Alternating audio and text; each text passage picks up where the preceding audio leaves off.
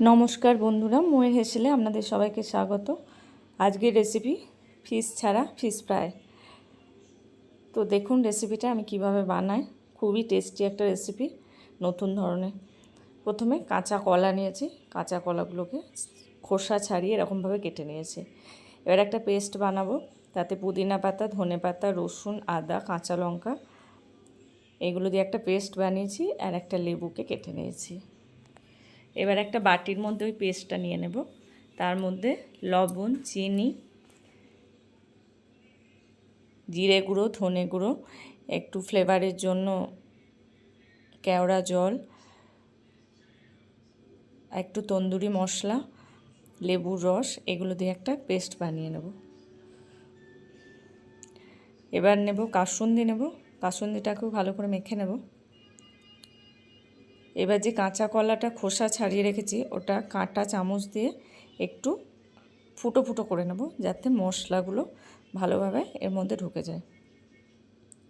এবার সমস্ত কাঁচা কলার পিসগুলোতে যে পেস্টটা আছে সেটা ভালো করে মেখে নেব। মেখে এটাকে আধ ঘন্টা মতো রাখবো। যতক্ষণ এটা আধ ঘন্টা থাকছে, ততক্ষণে বাদ বাকি যে আরও যে অ্যারেঞ্জমেন্টটা আমি করে নেব।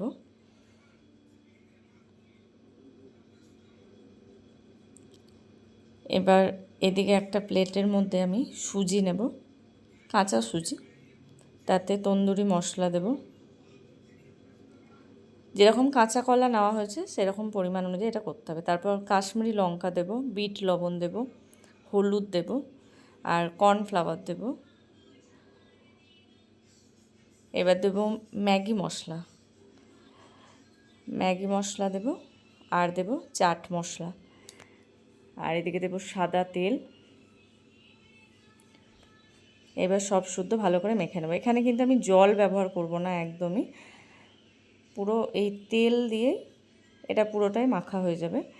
এবার যে ম্যারিনেট করা আছে যেটা কাঁচা কলার পিসগুলোর মধ্যে, সেটাকে এই যে একটা মিশ্রণ বানালাম এর মধ্যে এরকমভাবে চেপে চেপে এটা পুরোটা এরকমভাবে করে নিতে হবে। এবার সমস্ত পিসগুলোকে, কাঁচা কলার পিসগুলোতে এরকমভাবে করে নিতে হবে। আমি বেশ কিছুটা করে নিয়েছি, যতটা এখন আমার ভাজার প্রয়োজন।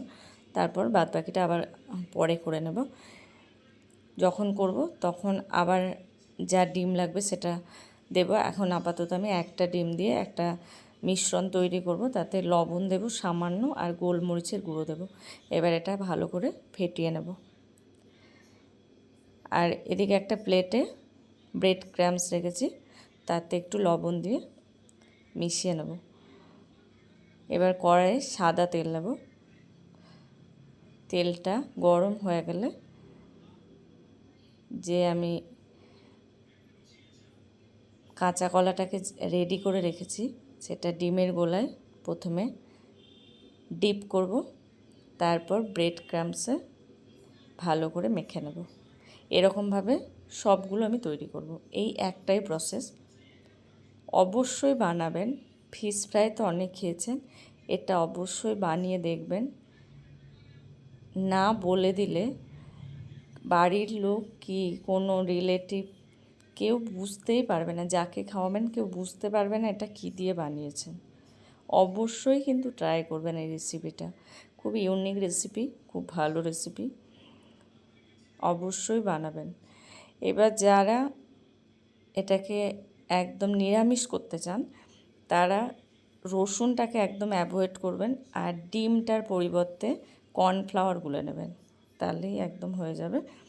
আর যেটা আমি তন্দুরি চিকেন মশলা দিয়েছি ওটা স্কিপ করে যাবেন।